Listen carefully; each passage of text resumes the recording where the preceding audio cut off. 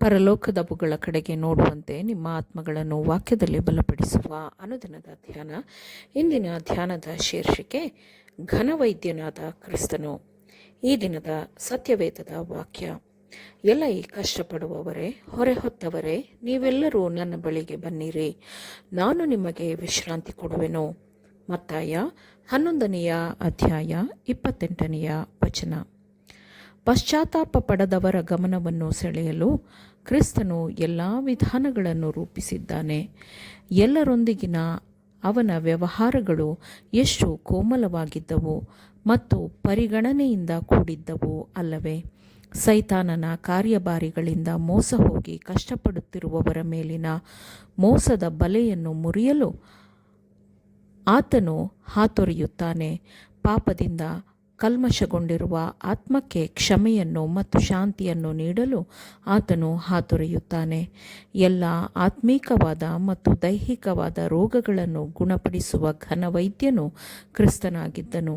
ನೋಡಿರಿ, ಕೃಪಾಪೂರ್ಣನಾದ ವಿಮೋಚಕನನ್ನು ನೋಡಿರಿ. ಕ್ರಿಸ್ತನು ನಗರಗಳ ಬೀದಿಗಳಲ್ಲಿ ನಡೆದುಕೊಂಡು ಹೋಗುವುದನ್ನು, ದುರ್ಬಲರನ್ನು ಮತ್ತು ದಣಿದವರನ್ನು ತನ್ನ ಬಳಿಗೆ ಸೇರಿಸಿಕೊಳ್ಳುವುದನ್ನು ನಿಮ್ಮ ನಂಬಿಕೆಯ ಕಣ್ಣುಗಳಿಂದ ನೋಡಿರಿ. ಅಸಹಾಯಕರು, ಪಾಪಿಗಳು ಅವನ ಸುತ್ತಲೂ ಗುಂಪು ಸೇರುವುದನ್ನು ನೋಡಿರಿ.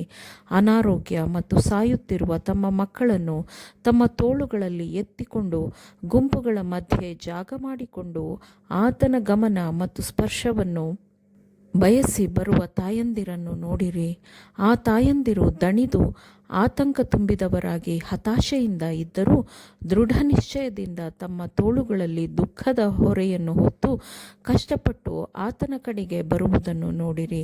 ಆ ಆತಂಕಗೊಂಡವರನ್ನು ಗುಂಪಿನಲ್ಲಿ ಹಿಂದಕ್ಕೆ ತಳ್ಳುವಾಗ ಕ್ರಿಸ್ತನು ಒಂದೊಂದೇ ಹೆಜ್ಜೆ ಇಡುತ್ತಾ ಅವರ ಹತ್ತಿರಕ್ಕೆ ಹೋಗುವಾಗ ದಣಿದ ತಾಯಿಯು ಮತ್ತು ತನ್ನ ಬಳಲಿರುವ ಮಗುವು ಇಬ್ಬರು ಆತನ ಗಮನವನ್ನು ನಿರೀಕ್ಷೆ ಕಣ್ಣುಗಳಿಂದ ಸೆಳೆಯುವಾಗ ಕ್ರಿಸ್ತನು ಅವರನ್ನು ಕರುಣೆ ಮತ್ತು ಪ್ರೀತಿ ತುಂಬಿದ ಕಣ್ಣುಗಳಿಂದ ನೋಡುವಾಗ ಸಂತೋಷ ಮತ್ತು ಭರವಸೆಯ ಕಣ್ಣೀರು ತಾನಾಗಿಯೇ ಬೀಳುತ್ತದೆ ಅಲ್ಲವೇ? ಕ್ರಿಸ್ತನು ಅವಳ ಆತ್ಮವಿಶ್ವಾಸವನ್ನು ಒಪ್ಪುತ್ತಾ, ನಾನು ನಿನಗೆ ಏನು ಮಾಡಬೇಕೆಂದು ಕೋರುತ್ತೀ ಎಂದು ಕೇಳಲು, ಪ್ರಭುವೇ, ನನ್ನ ಮಗುವನ್ನು ಗುಣಪಡಿಸು ಎಂದು ಆಕೆಯು ತನಗಿರುವ ಬಿನ್ನಹವನ್ನು ಮಾಡುತ್ತಾಳೆ. ಆತನು ಅವಳ ಬಳಿಗೆ ಬರಲು ಹೀಗೆ ಮಾರ್ಗ ಮಾಡಿಕೊಳ್ಳುತ್ತಿದ್ದಾನೆ ಎಂದು ಅವಳಿಗೆ ತಿಳಿಯದಿದ್ದರೂ ಕ್ರಿಸ್ತನು ಅವಳ ತೋಳುಗಳಿಂದ ಮಗುವನ್ನು ತೆಗೆದುಕೊಂಡು ಮಾತನಾಡುತ್ತಾನೆ ಮತ್ತು ಅವನ ಸ್ಪರ್ಶದಿಂದ ರೋಗವು ಗುಣ ಹೊಂದುತ್ತದೆ. ಸಾವಿನ ನೋವು ಮಾಯವಾಗಿದೆ. ಜೀವ ನೀಡುವ ಚೈತನ್ಯವು ನರನಾಡಿಗಳ ಮೂಲಕ ಹರಿಯುತ್ತದೆ. ಸ್ನಾಯುಗಳು ಬಲವನ್ನು ಹೊಂದುತ್ತದೆ.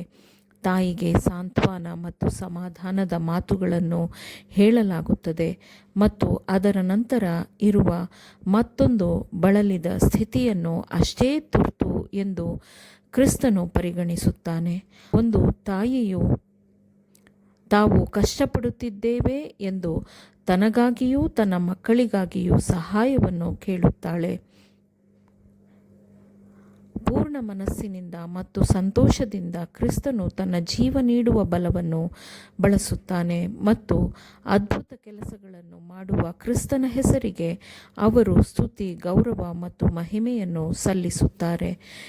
ವಿನಮ್ರನಾಗಿ ತನ್ನ ಬಳಿ ಬಂದು ಬೇಡುವ ಯಾರನ್ನೂ ಕ್ರಿಸ್ತನು ಕೋಪದ ಮುಖದಿಂದ ತನ್ನ ಹತ್ತಿರದಿಂದ ದೂರ ತಳ್ಳಲಿಲ್ಲ. ಯಾಜಕರು, ಆಡಳಿತಗಾರರು ಬಳಲುತ್ತಿದ್ದವರನ್ನು ಮತ್ತು ನಿರ್ಗತಿಕರನ್ನು ನಿರುತ್ಸಾಹಗೊಳಿಸಲು ಪ್ರಯತ್ನಿಸುತ್ತಿದ್ದರು. ಕ್ರಿಸ್ತನು ದೆವ್ವಗಳ ಬಲದಿಂದ ರೋಗಿಗಳನ್ನು ಗುಣಪಡಿಸಿದನು ಎಂದು ಜನರಿಗೆ ಅವರು ಹೇಳಿದರು. ಆದರೆ ಅವರು ಕ್ರಿಸ್ತನ ಮಾರ್ಗಗಳಿಗೆ ಬೇಲಿ ಹಾಕಲಾಗಲಿಲ್ಲ.